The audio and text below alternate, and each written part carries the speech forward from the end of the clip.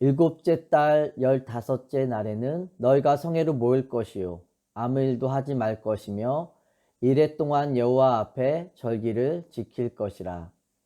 너희 번제로 여호와께 향기로운 화제를 드리되 수송아지 13마리와 순양 2마리와 1년 된 순양 14마리를 다 흠없는 것으로 드릴 것이며, 그 소재로는 고운 가루에 기름을 섞어서 수송아지 13마리에는 각기 10분의 3이요 순양 2마리에는 각기 10분의 2요 어린 양 14마리에는 각기 10분의 1을 드릴 것이며, 상번제와 그 소제와 그 전제 외에 순염소 1마리를 속죄제로 드릴 것이니라.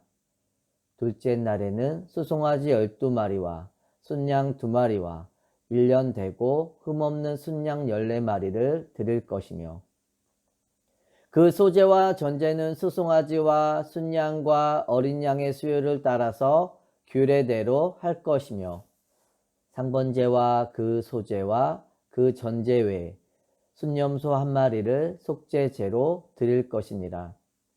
셋째 날에는 수송아지 11마리와 순양 2마리와 1년 되고 흠없는 순양 14마리를 드릴 것이며, 그 소제와 전제는 수송아지와 순양과 어린 양의 수요를 따라서 규례대로 할 것이며, 상번제와 그 소제와 그 전제 외에 순염소 1마리를 속죄제로 드릴 것이니라.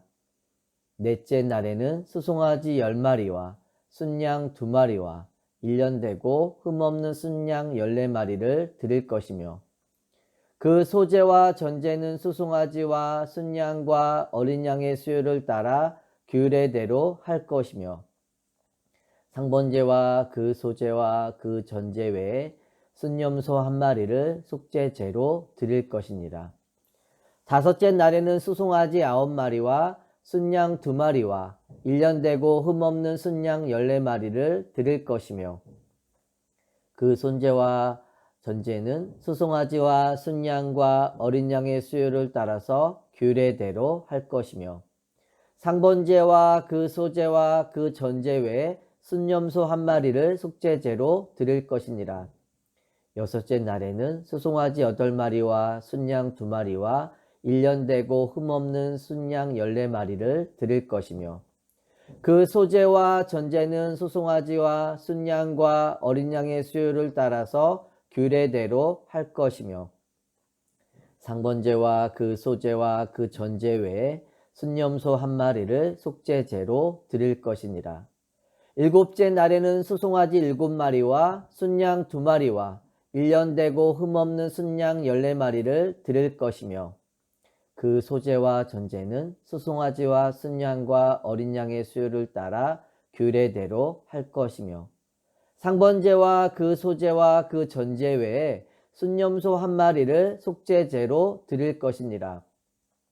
여덟째 날에는 장엄한 대회로 모일 것이요 아무 일도 하지 말 것이며, 번제로 여호와께 향기로운 화제를 드리되 수송아지 1마리와 순양 1마리와 1년 되고 흠없는 순양 7마리를 드릴 것이며, 그 소제와 전제는 수송아지와 순양과 어린 양의 수요를 따라 규례대로 할 것이며, 상번제와 그 소제와 그 전제 외에 순염소 1마리를 속죄제로 드릴 것이니라.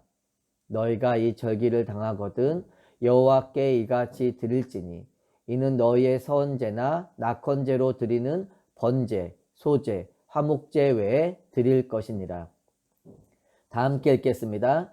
모세가 여호와께서 모세에게 명령하신 모든 일을 이스라엘 자손에게 말하니라. 아멘.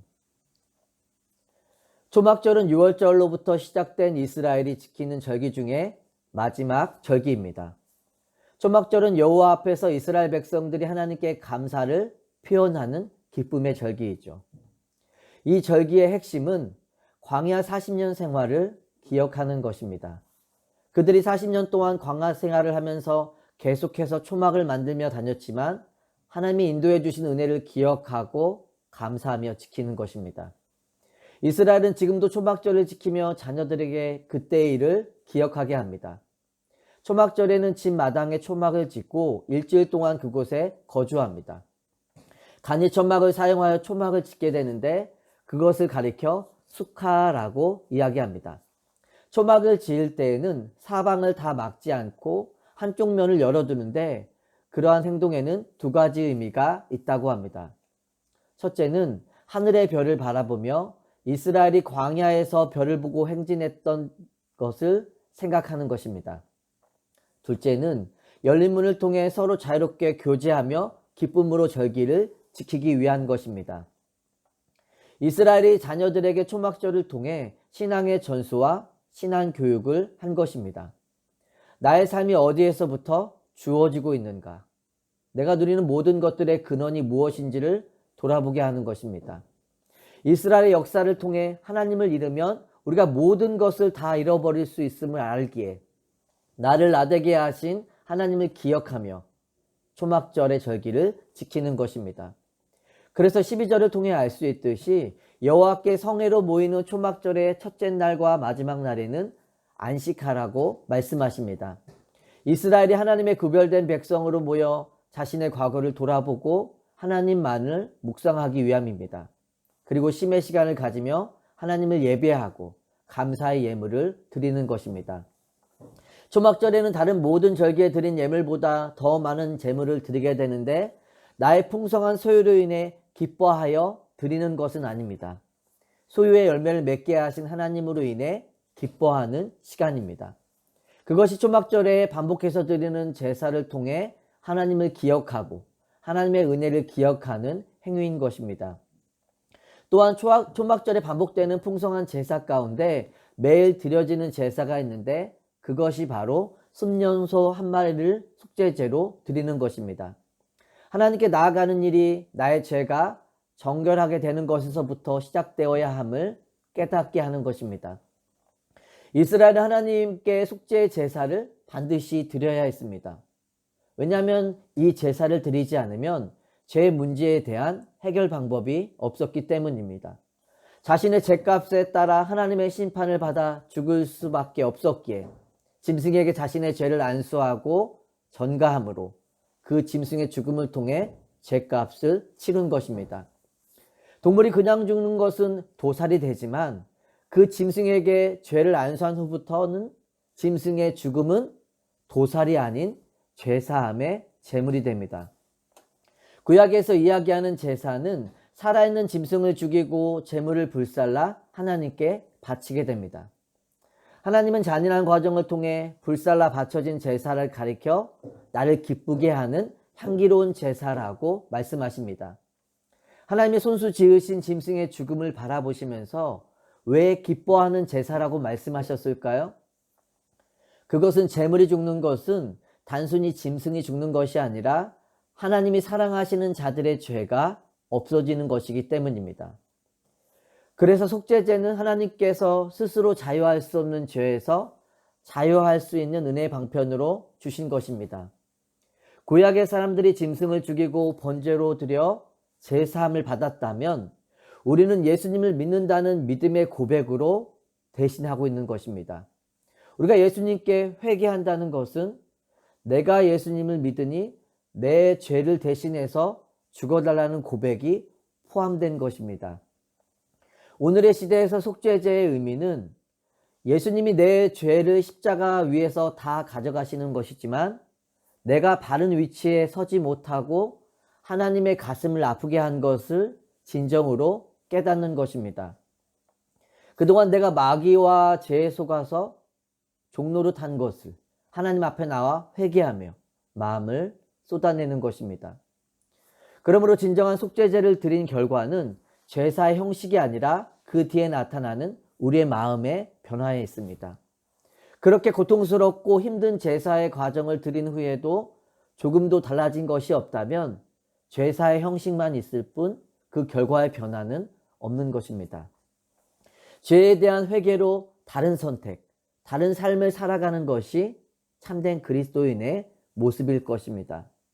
나의 회개가 나의 짐을 덜어내는 일회성 회개로 끝나는 것이 아니라 말씀 안에서 계속해서 돌아보며 지켜내는 삶으로 연결될 수 있기를 소망해 봅니다. 자, 이스라엘 백성은 초막에서 지내는 일주일 동안 아름다운 나무 실과 종려나무 가지, 무성한 나뭇가지, 시내 버들 등을 묶어서 들고 다닙니다. 그리고 초막절에는 백성들이 제단에 물을 붓게 됩니다. 물이 부어지면 나팔이 울리고 춤을 추며 호산나를 외치게 됩니다. 그들이 물을 붓는다는 것은 목마른 삶을 향해 메시아가 오셔서 우리의 갈급함을 채워주시는 구원을 상징하는 일입니다. 과거 이스라엘 백성들이 광야에서 살아남는 데 가장 중요했던 것도 물이었습니다. 하나님은 그들의 계속되는 반역 속에서도 반석에서 물을 주어 살게 하셨습니다. 이 물은 우리가 하나님의 택한 자가 된 이상 그 생명을 지켜주신다는 것을 보여주는 것이기도 합니다. 예수님은 초막절의 이 전통을 따라 생수의 근원 되신다는 사실을 우리에게 선포하기도 하셨습니다. 요한복음 7장 37절에서 39절 말씀입니다. 명절 끝날 곧 큰 날에 예수께서 서서 외쳐 이르시되 누구든지 목마르거든 내게로 와서 마시라. 나를 믿는 자는 성경의 이름같이 그 배에서 생수의 강이 흘러나오리라 하시니 이는 그를 믿는 자들이 받을 성령을 가리켜 말씀하신 것이라. 예수님이 축제의 절정이자 마지막 절기인 초막절에 오셔서 누구든지 목마르거든 내게로 와서 마셔라.